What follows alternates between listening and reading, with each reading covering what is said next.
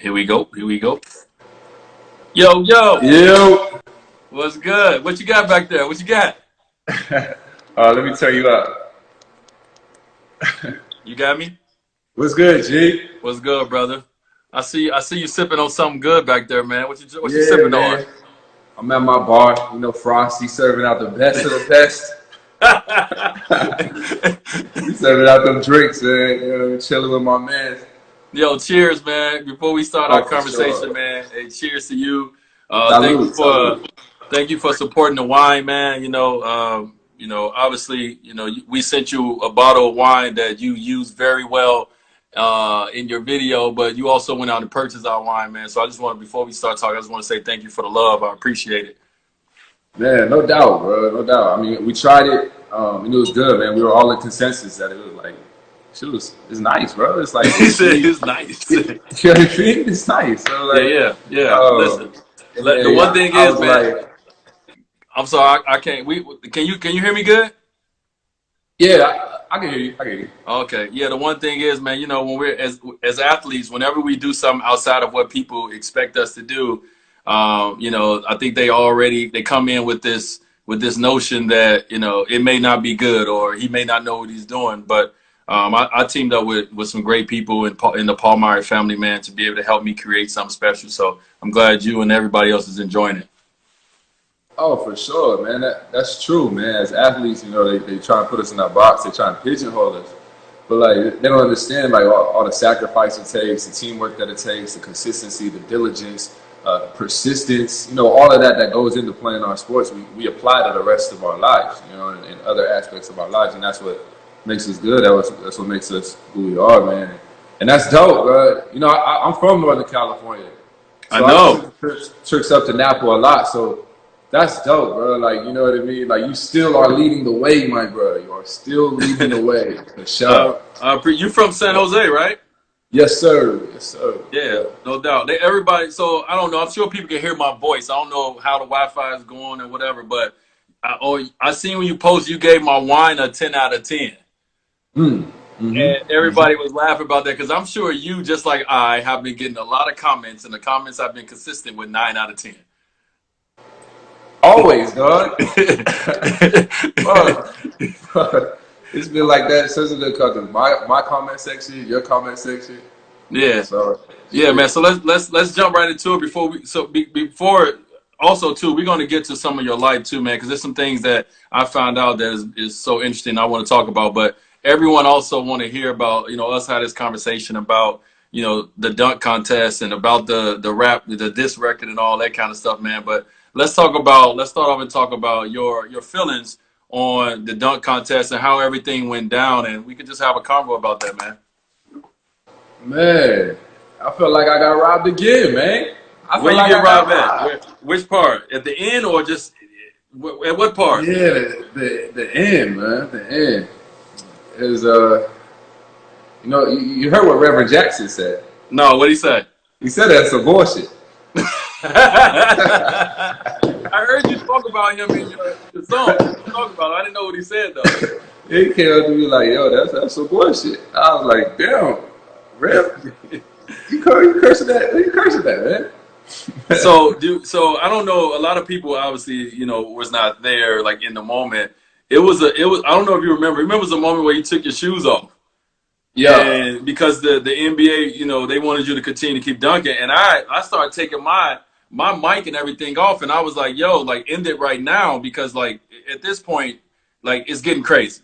You know what I'm saying? Yeah. And they made us continue to keep going. So I think I've expressed it a lot, and I know you have as well. Then this is what's unfortunate about that dunk contest to me is that I felt that it was a point where you were getting tens every time. D Jones was getting tens every time, and it was just like it was an amazing show that y'all was putting on. But it was a point where you knew that somebody was going to lose, and it was unfortunate once again that was going to have to come down to that. So I was like, yo, let's just give them cold dunk champions because neither one of these guys deserved to lose. But we had to continue to keep going, and they told us to continue to keep, as judges, we had to continue to give a score. So just to let you know why I gave you a 9, and I don't know why the other two judges gave you a 9, but I know why I did is because only reason I did, and like people make a valid point. They say, listen, it don't matter if he cleared him or not. The guy's 7'6". It doesn't Yes, that's matter. a big dude, man. You see Taco there? That's a big dude. Taco's tall, and in my mind as a judge, I'm not sitting. I'm not thinking about anything but what I look for. And I remember I had a dunk over Bam, and I remember everybody. First of all, I got booed a few times throughout that dunk contest, right? Because as a former athlete, I'm a little harder on certain dunks. Right. And I gave D Jones a 9. And the only reason I gave D Jones a 9 because I was like, listen, if you're gonna attempt that dunk, you have to clear it. And he touched Bam. Right. You Touched pushed Bam's shoulder. he was the hand, yeah. He touched his shoulder. It was a hell of a dunk. Everybody else gave him 10s. I was the only one gave him a 9. It was because of that. So to let you know, from my standpoint, how I looked at the dunk contest, and it's unfortunate that a Miami Heat guy was in there because it makes it look real fucked up. But it really was about if you attempt this dunk, which is almost an impossible dunk to do, you have to clear him. So once you didn't clear him, I was like, well, I got to give him a 9. Yeah. Shit, I thought I cleared him. You know what I mean? I thought I cleared him. He's a big dude, so he might have ducked out the way, but I thought I cleared him. But I mean, it really come down to the show, like the rules. You know what I mean? Like you did 4 dunks, and then that 5th dunk, that extra dunk, and then that sixth dunk is kind of like a curveball that they like the league threw in. You know what I mean? Yeah. They were like, all right, we'll just keep it going. You know what I mean? But like after 5. Like I had like 5 perfects. It should have just like been a tie or just been over. You know what I mean? Like it's like low key the same thing that happened in 2016, or like even like if they changed the rules to like an accumulation. You know what I mean? So just keep the score the whole time. Yeah. And then that'll make it better too, because you know what I mean. What's done is done. Like it still was a hell of a show. And it was a hell of a dunk contest. People still talking about it and shit. So. It was dope. I mean, I thought I cleared homeboy. Listen, I came, and a lot of people out there, we cannot do not half of what you guys were able to do in that dunk contest. So it's always hard to judge someone when you can't do what they can do. You know what I'm saying? Like, honestly, all the dunks is a 10 to all of us because none of us can do them. Right. It's you like, know what I'm saying? Shit, that's a 10. Like, right.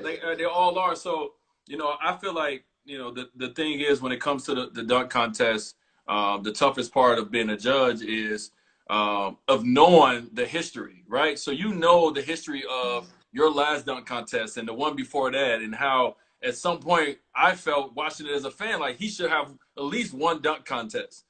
So you know that history. So when you're judging, you have a little bias even to that. Right. Just off the muscle alone, you know what I mean? Like probably, but it is what it is, man. But talk about what made you express yourself in the way you did when you decided to put the record together? You know, because you haven't talked about it a lot, and that was one of the first times I really talked about it. What made you do that? Cool, man. Yeah, cool. Man, I thought it was just a way to bring balance back. You know what I mean? Everyone was on your biscuit. Like, it wasn't even that like. Everybody was feeling for me, but I just had to like vent for people to like give them the perspective of like, look, it is what it is. This is what happened. These are kind of facts, but like it's a way to express myself, talk to you, keep it lighthearted, and let everybody know like it's not that serious. Like there's a way to express it that can be like uplifting. You know what I mean? Like, yeah. So that's what it was. Like, keep it light. You a legend, dog. You already know that. You a legend. Oh man, I listen. I hit you right away. You know this. You're a legend, bro. We watched you in your Converse so comfortably. Yeah. You had the line of Converse. I used to play in them shit so like, you know what I mean? So you legend to me, bro. And I never take like real shots at a legend. That's OG and that's just respect. So I just did it in a way that you know I thought people would enjoy. And just continue to make music, man. Yeah, man. And first of all, I appreciate that. And second of all, how about I didn't know that it was even remotely about me until I heard that line. When I heard the Converse line, I was like, oh shit, wait, he talking about me right here. Yeah, you were like, oh shit. At first I was like, okay, he's like 9 out of 10. Okay, he's talking about the dunk contest in a creative way. And then I heard I used to hoop in your Converse so comfortably. I'm like, I think he's talking about me. But let's talk about that. Let's talk about the fact that obviously, and I give no fuck about what the comments people say, good or bad. Yeah. But Right. let's talk about the fact that I'm the only judge out of the other two judges that gave you a 9 that is getting the shit, right? Like Yeah. the majority was 3 people out of 5 gave you a 9, but I'm the only one that get the shit. Why you Right. think that? Right. Okay. So, all right. Chadwick Boseman. Like, he's a great actor, bro. Like, he killing. But that's a wash, bro. He's like 5'5", 5'4". So it's like, So he should have gave you a 10 automatically. yeah, exactly, bro. How could he even give me a 9? He's 5'4".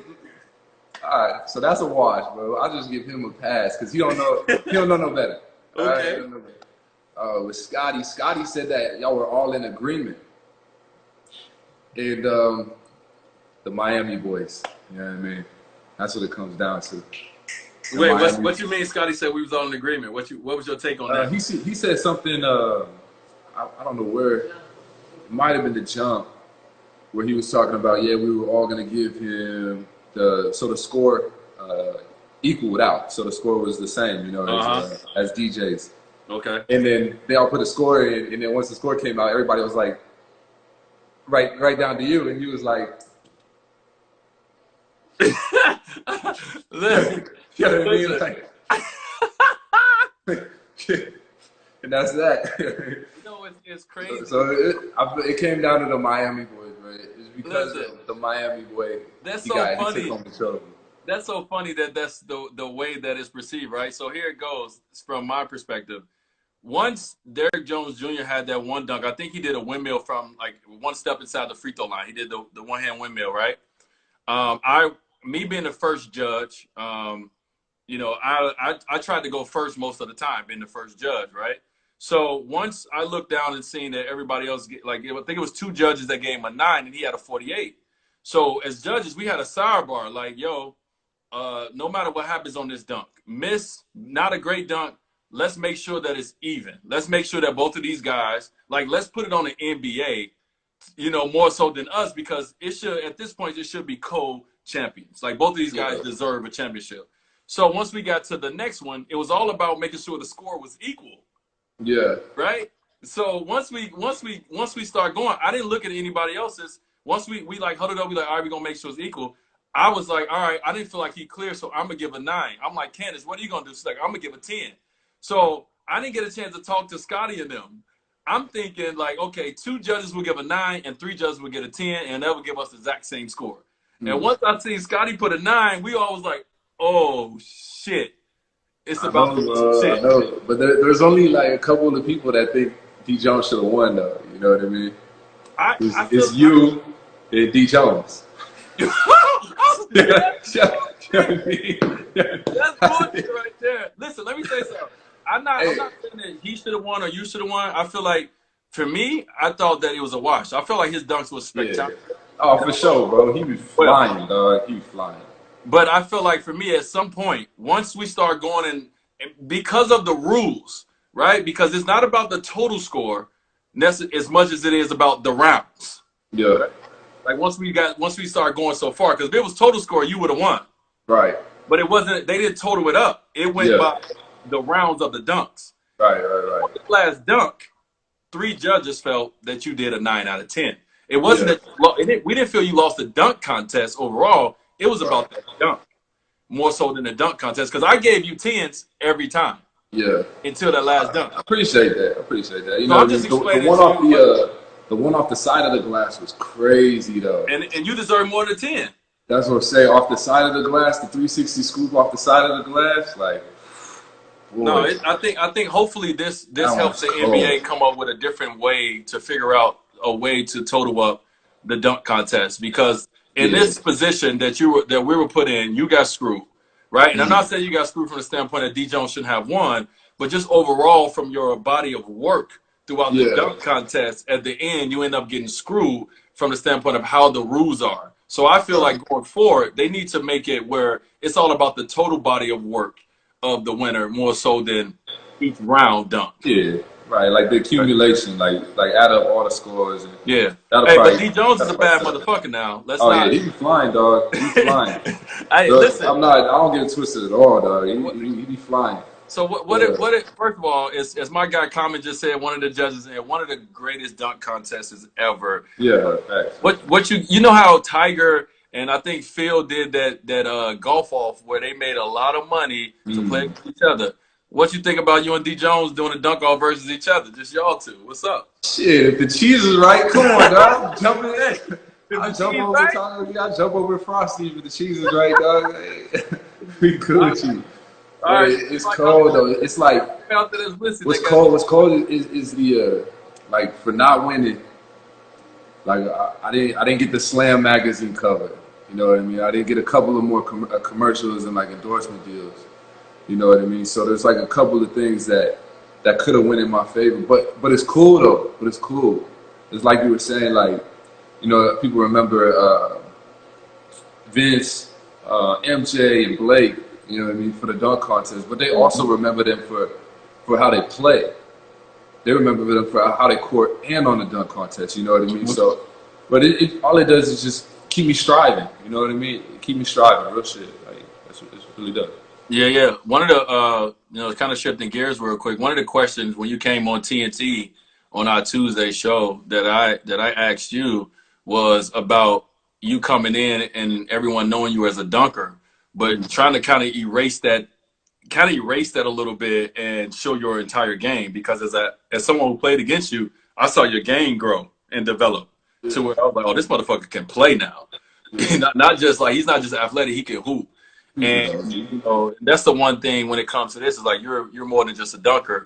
And a lot of people don't get a chance to see it because y'all only been in the playoff once and you only been in the NBA 6 years. But talk to people about that process on here about kind of trying to be known for what you do great, but also be known for what you can and you're gonna eventually hopefully grow into and be great at.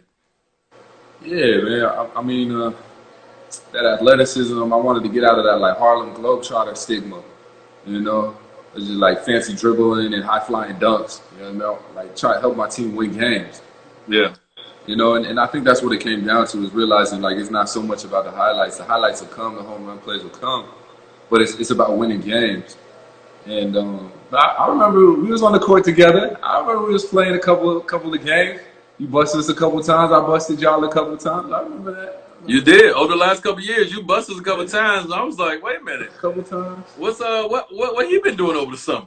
Yeah, so been working, man. So yeah, I gotta just keep working because eventually I want to get to y'all levels. You know what I mean? So I'm gonna just keep working. So like I can inspire the next generation like you inspire me, OG. No, I appreciate that, man. One thing I found out, and I didn't know this, and I'm sure a lot of people don't. As I was, kind of going through and thinking about today, was your entire family. You come from a family of athletes. Mm-hmm. You know what I mean? Like your father was Ed Gordon, your father. He played basketball. Your brother obviously plays professional basketball. Your sister played at Harvard. Elise is her name. Yeah. Talk about that, man. Talk about coming from a family of athletes. I think your grandfather was like 7 foot tall, and like everything I was reading, I was like, damn. Right. Talk about that a little bit. Yeah, it's just like coming from that cloth. We was battling each other all the time, every day. Growing up around hoopers, because there's not a lot of pros. I think my brother was the only other pro to make it out of San Jose. You know what I mean? He played in the Sixers for a little bit, and that was it. So we didn't have a lot of hoop basketball culture growing up in San Jose. You know what I mean? So it was just right inside the family, it was us battling each other and making each other better, and then watching all the greats, watching all the highlights, and then we just pushed each other, man. We pushed each other every day. We pushed each other. They never took it easy on me. I never took it easy on them, and then we just challenged each other. And now I'm holding it down. Yeah, how did you deal with that pressure of like coming from an athletic family, right? Like, I don't know if you're the youngest one out of the crew, but how did you deal with that pressure? Even for my son and so many other people out here that parents or brothers that are doing something in that same field, how did you deal with it? Yeah, they basically blazed a path for me. They blazed a trail, you know what I mean? So they were like, killing the high school scene, killing the AAU scene, and then when it was my turn to come around, everybody had already known. Like, okay, that's that's a little Gordon right there. That's like Right. the Bay. That's what it's calling him, little young Gordon, little Gordon out there. So they made it easy for me, man. But what about you? I just know you for all the just killing. You know what I mean? I know you from Marquette killing, and then in the league. So I didn't really know much about before that, like high school and like your upbringing and everything like that. I haven't really done my research. Yeah. Talk a little bit about what makes you the killer that you are. I mean, I'm from the dirt. You know, when people say like I'm from the bottom, you know, I'm literally from nothing. You know, my family, we grew up very poor, and I think a lot of my inspiration came from, you know, wanting to change that perception of my family. Right, my family was looked at as nothing. The world never paid attention to a Wade, you know, that I knew about, and you know, once I realized for some reason, I think inside of me, I realized that I had a special talent. I wanted to change the perception of my family name and how we was perceived. And I Yeah, knew everybody drop a fire emoji. Everybody drop a fire emoji right now. That's bars, man. That's nah, straight bars. that's real shit. You know what I mean? Like everybody know me Yeah. now as D Wade and all the things I've accomplished. But you know, when we talk about starting from the bottom, like I really come from nothing. And that is what motivates